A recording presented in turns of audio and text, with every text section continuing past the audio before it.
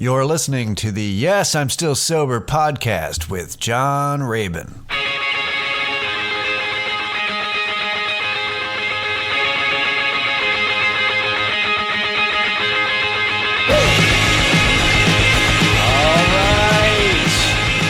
Here we are. Welcome to the Yes, I'm Still Sober podcast. I'm John Rabin. It's episode 66, apparently. I'm recording this on September 25th, 2019. Hi, guys. How's your week? How are you doing as of this moment that you're listening? Good? Good. You're lucky you're getting this episode. My motivation is shit today. I did not plan ahead. I kind of planned, but I didn't. And then I was up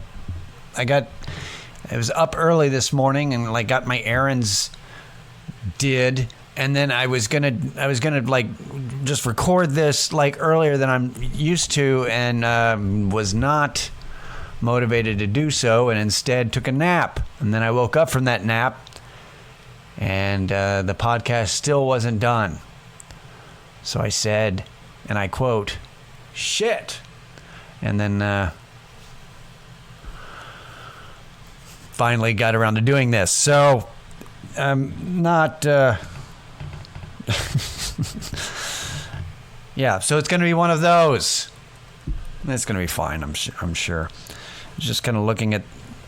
I was like, fuck, what am I going to talk about? Just kind of looking at news, and I see that the CEO of Juul stepped down, and that Juul accepts proposed ban on flavored vaping products until they're approved, FDA approved, I guess. They're specifically fruit flavored vaping products. Oh no, guys, where are we gonna get our Raspberry Dream vape fluid? Oh no, not fruit.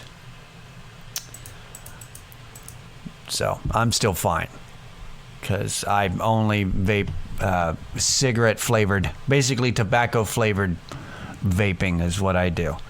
I switched to, now I vape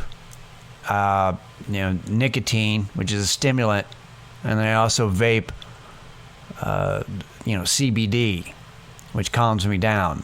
And I kind of put those together, and I call it the Speedball for Pussies. So that's what I'm smoking, and it's great. But that's the thing, is that it's looking like many of the cases where people are getting sick from vaping, it's basically weed cartridges from the black market. Get out of here. Are you telling me that buying shit from the black market might be more harmful for you than legit shit? That's crazy talk. We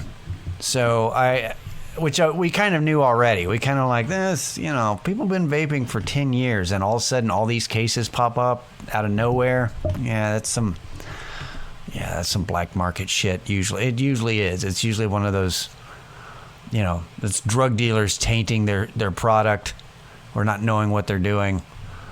That being said, how fucked up would it be if vaping killed me? I beat cigarettes and heroin and alcoholism, and then I get taken out by vape. That would suck so bad, man. So here's hoping it's still that, because I feel fine. That's the thing, man. Oh, that's the thing, is about not knowing what you're getting. It's dealer's choice, my friend. You never know what the product is that you're gonna get. Oh, I'm pulling this table up to get the microphone closer to me so that I don't have to bend over and give myself any further back problems that I already have just by being in my 40s. That was always, you never really thought about it as a drug addict. I never really thought, the only thing you were ever concerned about when you bought shit was, is it gonna be all right? Is it as good as that last bit? And every once in a while, more often than not, it was low quality, not what you were used to, and you're like, oh man, this is some bad shit. Let's check with other, and then but then it's about availability, and you check with another dealer, and but being an addict, you only had a certain amount of money, so it's not like you can you can't get a refund. You don't have more money. You had to pretty much this is what you got. Dealer's choice, man. But I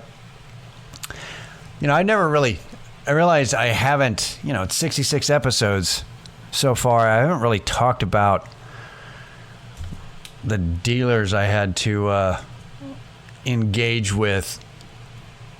So I kind of want to do that. I think I'd do that for a second. So I just the ones that I remember regularly. It's interesting because dealers are scumbags. At least the ones that peddle heroin, crack, and meth specifically, because it's just kind of a level for you to get to that level where you're like, where you don't give a shit that this is what you're like, that this is what you're dealing, and this is you've reached on a personal level, you've fucked yourself up to a point that you're probably not a good dude anymore, or they're young and didn't care, that didn't give much thought. So like I had a dealer named Joe who was, he's probably 22. Like this is a dude that that would give us discounts on heroin if you gave him rides places, because he didn't have a car. So I don't know what if in your head you think that that drug dealing, lots of money, but not low level ones.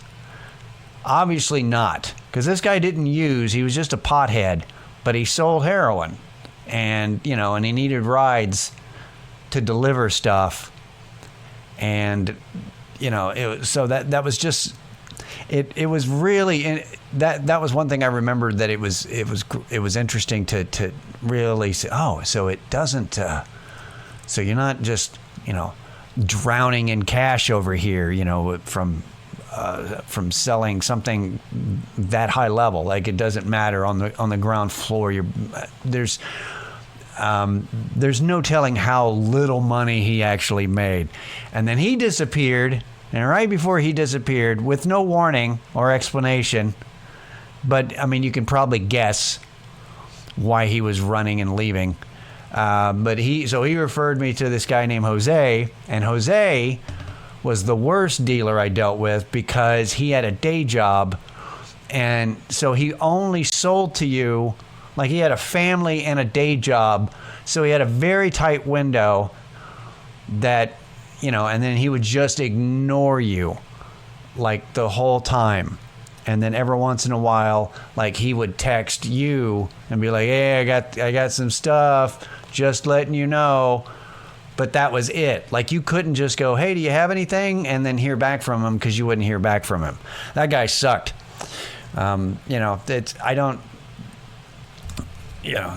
just, there's nothing like a drug dealer that won't commit.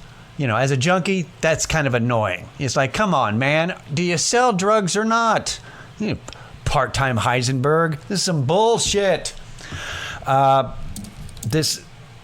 had this other dealer, and this guy was fucking weird, man. This guy, he reminded me of, his name was Brian.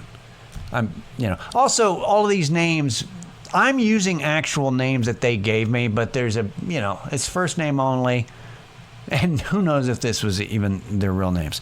But Brian looked like and acted like and sounded like what Hunter S. Thompson would be if he didn't have that air of coolness, journalism, like bizarro Hunter Thompson, like all the same habits and the same health issues, but without any of the things that you liked about him.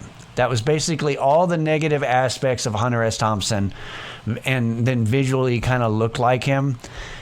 And that's who Brian was. And Brian was a heroin addict who sold heroin. And just basically did it. He sold enough so that he could, further his own habit. He had a shitty car that always broke down, and he lived with his mom in her hospice room. He would just go stay the night on the couch in mom. So, it's a glorious life dealing. But, and of course, by the way, I do recognize that there are different types of dealers. There's I know people who just sell weed, and they're dealers, but it's a different world, obviously. I think the annoying part of buying weed from a pot dealer is having to hang out. That's like the stereotype. That's like the typical thing. Oh, come on, hang out. Let's smoke some and stuff. And I'll say that's the one positive thing about people who sling heroin, is that they don't get the fuck here, get the fuck out, like get away. Like that's if you could only find that happy medium, like just find the weed dealer that treats it like if you can just can I just go, like just I got to get the fuck out. And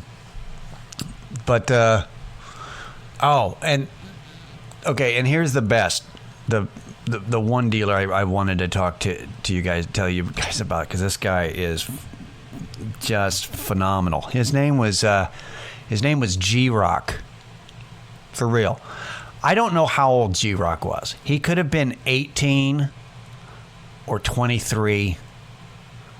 He was somewhere around there. He's young, Latino kid who dressed like a gangbanger, and he drove a car, like a long car that, picture in your head right now what you think a stereotype drug dealer would drive, who's not trying to be, subtle. That's exactly what he drove.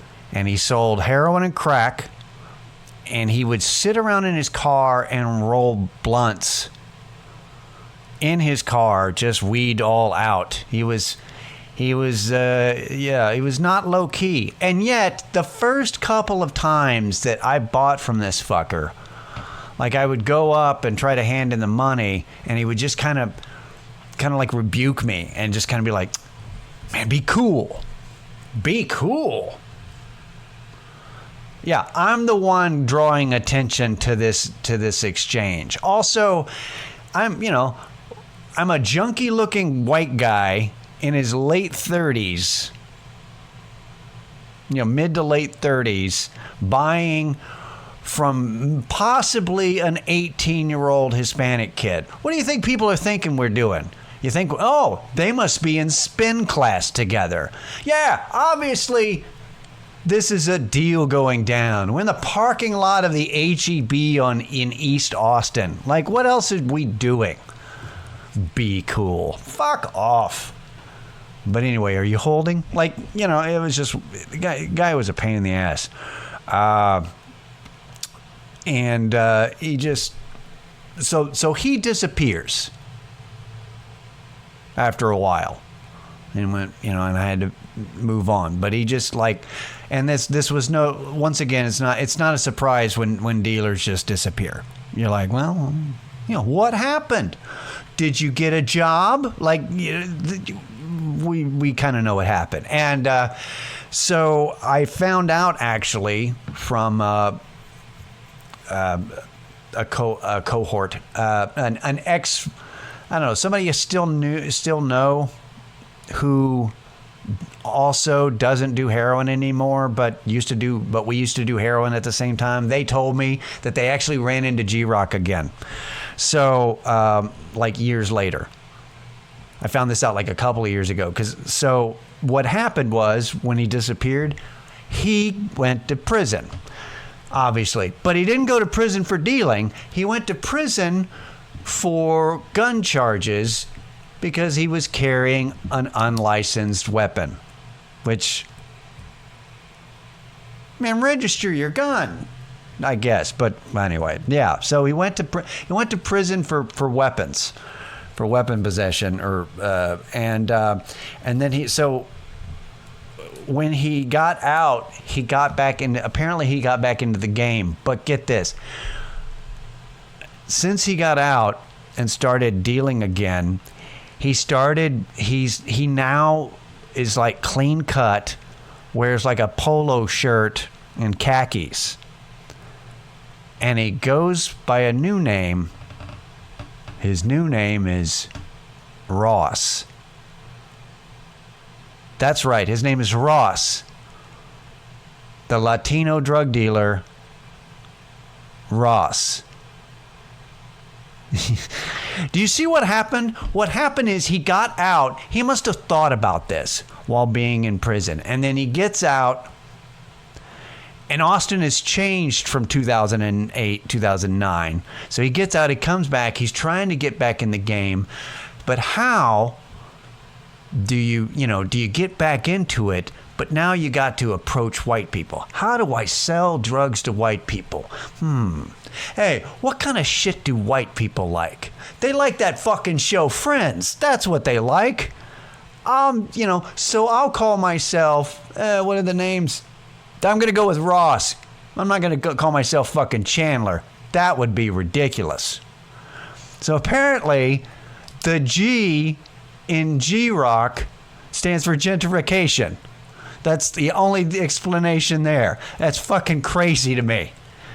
So he's probably out there. So if you buy drugs from a Latino gentleman named Ross, he used to be named G-Rock, and I guarantee you G-Rock had better drugs than Ross does.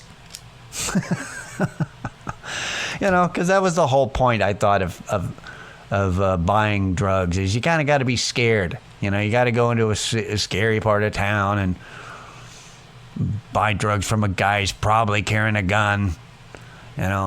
It makes it more exciting and all that stuff. But yeah, that's crazy. I don't miss it.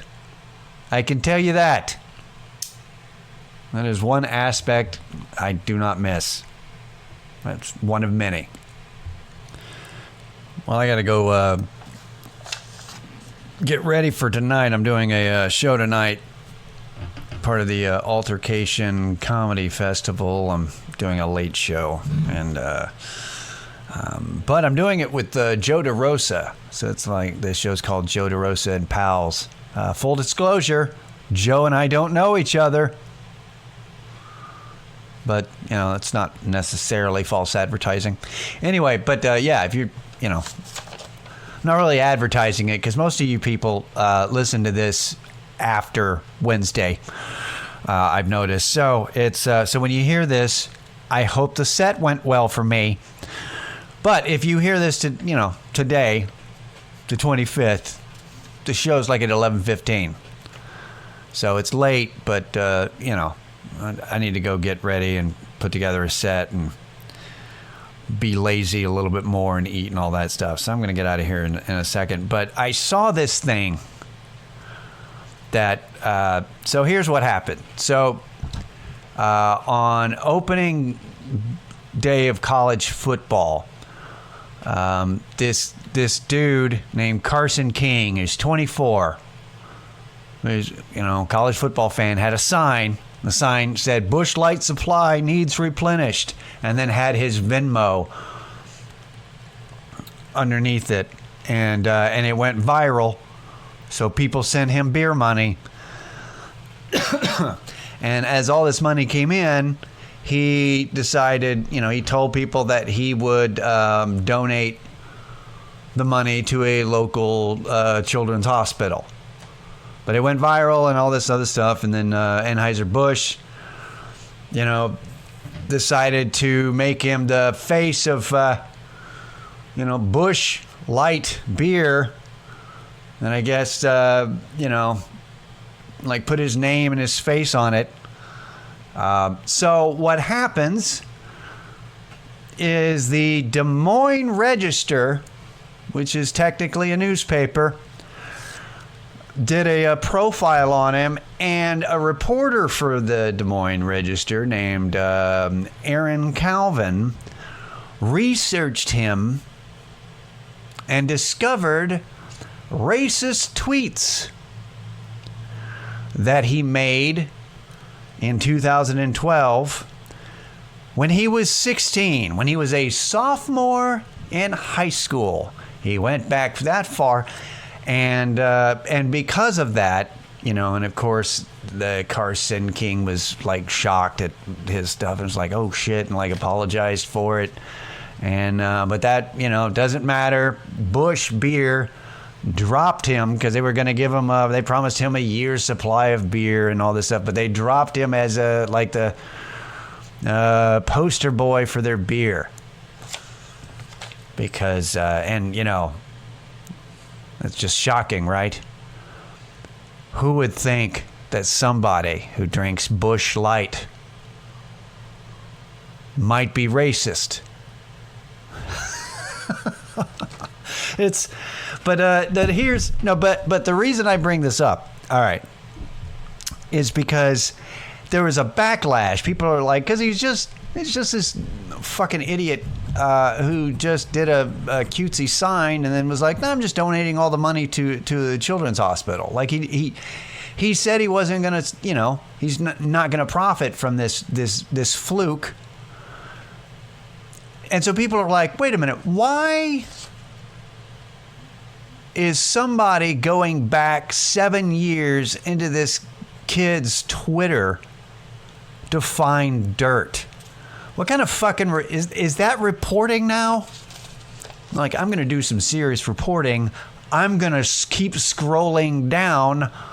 It's just I'm just going to take 30 minutes and scroll through like looking for shit. But the thing is that there was a backlash this time because people are getting tired of this shit, and it's about time, because we're all just tired of the cancel culture bullshit. Just ridiculous going back that many years. So people who got pissed off about this and asked, what the fuck is this about? They go back to the Twitter feed of that dude Aaron Calvin, the reporter. And sure as shit, that guy's got offensive tweets, like making fun of like abusing women and making fun of a same-sex legislation. So fuck that guy. So that backlash hard on him. So, which I think is only fair. I think that that if you call out shit, people should go back and fuck you up too. Because it's just dumb. I was happy about it because I love seeing the backlash. The backlash usually, because something happens, it's like correcting itself. The thing gets absurd and people get tired of it, and now we're coming back into hopefully reasonable territory. Because that's just, man.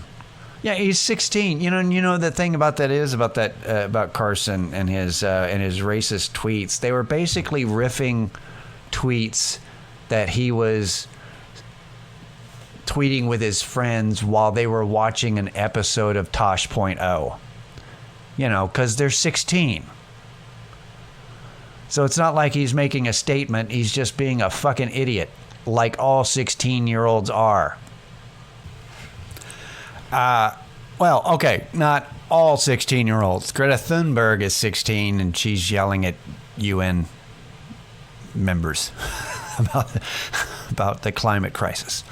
Most 16-year-olds in America are fucking idiots. How about that? But it's just, man, just going back into, years and years into people's lives when they're young. It's just, it just lacks context. That's the whole thing, is everything just lacks people trying to get people in trouble. They just want to get people in trouble and be like, haha, gotcha. And and it all lacks context. We never know the full context. It's just, by the time we get the information, it's been just, and then they said something racist. Okay, can you elaborate what exactly? Can you give the full scenario? No? All right. But, the bottom line here is this, and I've said this many times, and I'm going to stand by this, and that is, don't be on Twitter. If you don't want to deal with any of this and anybody trying to get you, get the fuck off of Twitter.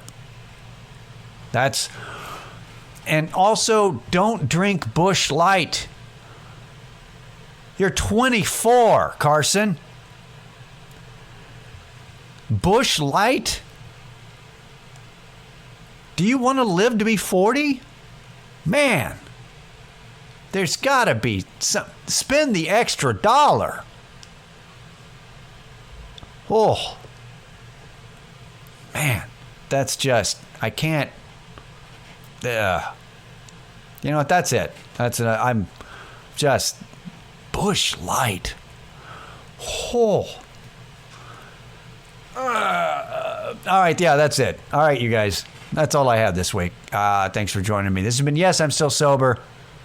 I'm John Rabin. Later.